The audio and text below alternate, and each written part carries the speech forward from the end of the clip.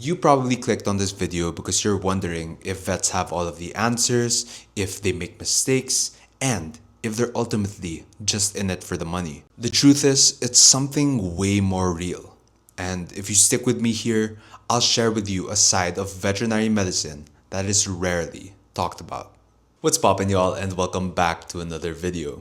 If you're new here, my name is Roque. I'm a senior vet student studying here in UP Los Baños, and I create content about vet med and everything related to animals. I've been in the vet industry now for about 6 years, and I can confidently say that I've learned a lot from the POV of both a veterinary professional and a pet owner. And what I've noticed is that there is a top secret that vets do not want you to know about.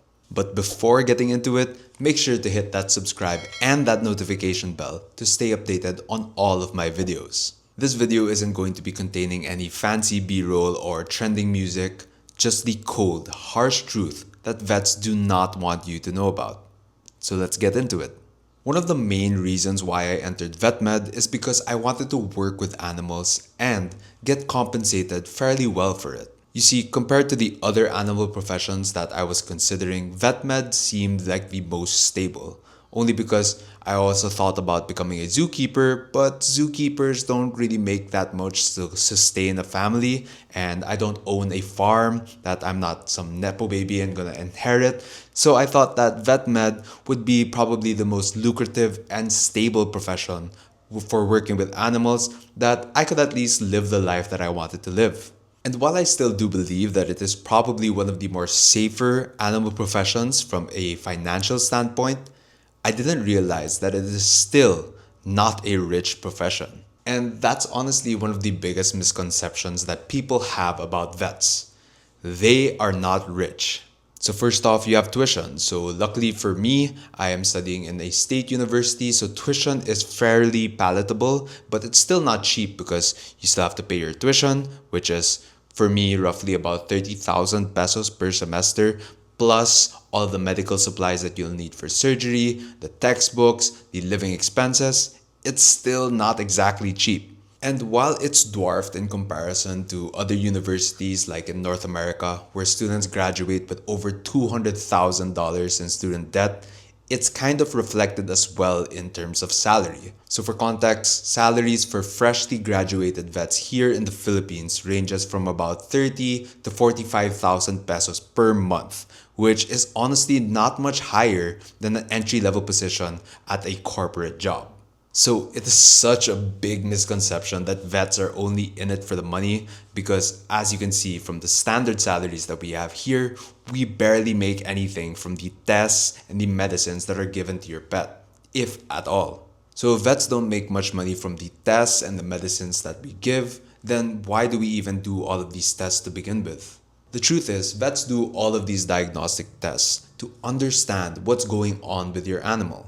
Unlike human doctors, vets can't ask your pet what's the problem, where does it hurt, how long has it been going on, which is why they end up doing all of these different tests, namely CBC, which gives you an idea if there's anything wrong with the red blood cells, if there's an ongoing infection going on, maybe an allergy to a certain pathogen, or even blood parasitism, which causes the platelets to dip. It's like the first line of analyzing and ultimately diagnosing what's going on with your pet. And then you have blood chemistry, which gives the vet key indicators as to what's going on with the vital organs. Maybe there's something going on with the liver, which is causing a myriad of different problems, but could be digestive, metabolic, and then maybe it could be a kidney issue. So maybe there's something going on with the stones or the renal system, and even values for the pancreas. So how is it digesting sugars and anything related to the metabolic system? For example, maybe the chief complaint is that the cat hasn't been pooping for an X number of days. After doing your complete blood count and your blood chemistry, only then will the vet fully understand as to what tests to do next. Maybe it needs an x-ray to see if there's anything lodged in the digestive tract, or maybe even a fecal exam to identify if there's any certain parasite or pathogen that's causing the constipation. You see, these all add up for your vet to analyze and kind of predict what's going on with the pet. And while you might say, okay, the vet is there with the client, why can't they just ask them about the history? The thing is, vets always need to take this with a grain of salt because not 100% of the things they say is going to be true. And I actually have a pretty funny and similar story to that. There's this one time my leopard gecko was kind of not eating very regularly, and to which I brought him to the vet. And at this point, I was already a vet student, so kind of had that badge of pride on my chest, knowing that I'm giving the best care, knowing that I know what to look out for. However, when the vet kind of asked me about the history, I kind of lied a little bit. Maybe it was embarrassment or the pride from keeping me from telling the truth. But the point that I'm getting at is that it happens. And that's one thing that I learned in that experience, which you should do, is the fact that vets do not judge. You might think that the vets will judge you like, oh, this person's not taking care of their pet, what a bad pet parent. Trust me, they've seen way, way worse. You see, being honest with the husbandry, what diet they have, how regular you take them outside for walks, and how often they pee and poo is honestly the most beneficial thing for you, for the vet, and most importantly, the animal. So remember, the next time that you think that vets and all of these tests are just for the money, remember that tests are not money grabs. They're tools to solve mysteries. But even with all of these tests, here's the truth that most clients don't realize. And it's that vets often make mistakes too.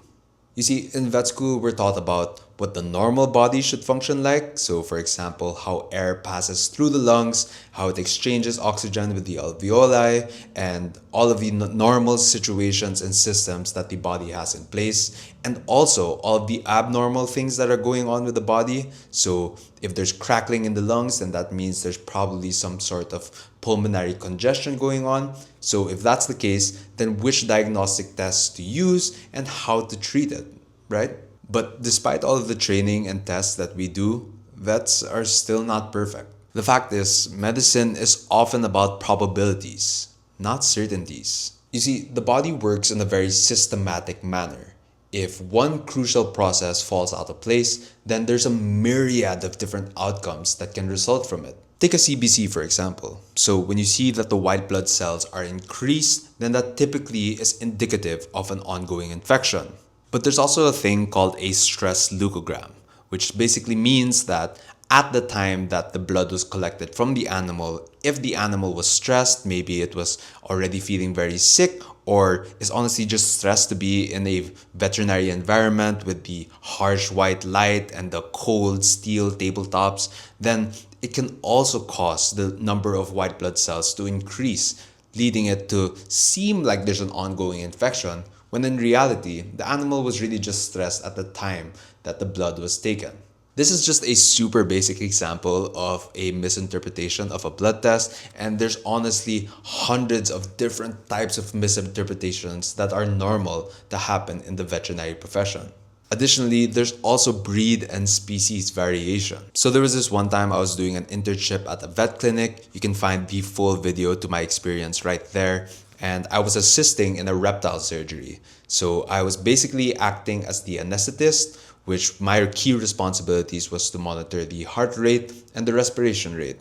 And I've had a small background on basic vitals of dogs and cats because that's kind of the pillar that we build on here in vet school in UP.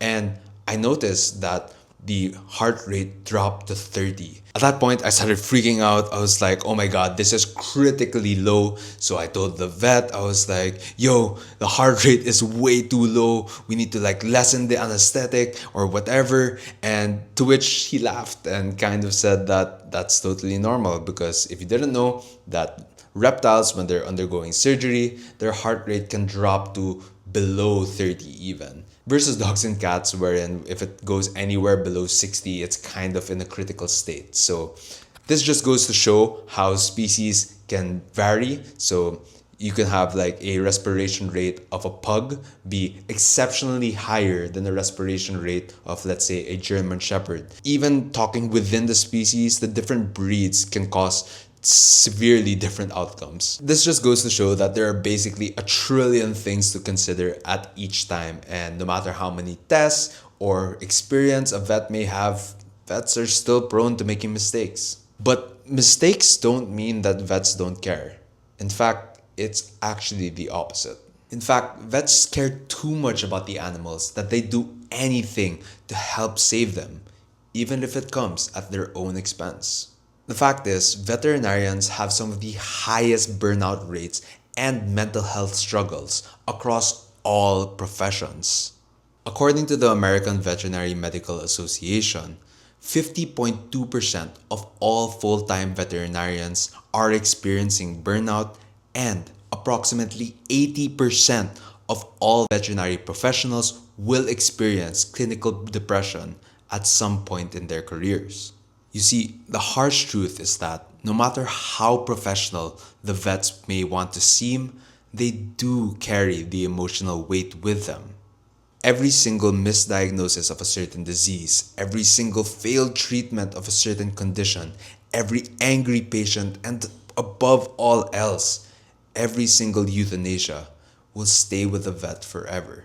There's this one time when I first did my summer internship back in my previous degree that I volunteered at a clinic, and basically there was an emergency case where a dog was hit by a car, and it was honestly the most traumatic thing I've ever experienced. It was really like a movie. The dog was there, and as the vets and nurses were kind of preparing all of the equipment needed for that case, I was tasked with doing CPR on the dog, and it was really just the most traumatic thing because the dog was about, I wouldn't say like 10 to 13 years old. And in there, in the emergency room, was the mother and the daughter who was about 9 years old. They were both crying, and as I was giving CPR, the little girl was basically saying like, I thought that we'd live forever. I was crying also at that point. It was just really, really sad. And it was just a real awakening as to what vets actually have to deal with. And immediately after that, I was shadowing another vet, and then we went straight into a consultation room with a litter filled with kittens and a family that was just so excited to care for these kittens and the start of their life. And that's just an example of how polarizing this profession can be. And no matter what you say, as much as you want to leave it in the last consultation room, that stuff sticks.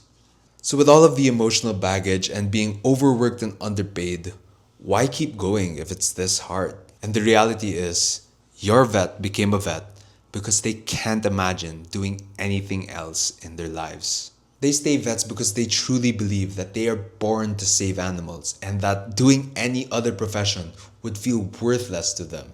And personally, I can honestly kind of relate with this. So this brings me back to before I entered vet school, and I was working on my application process towards human medical school, and then suddenly the COVID pandemic hit, which kind of forced me to reevaluate what I actually wanted out of this life because it really felt like the world was ending.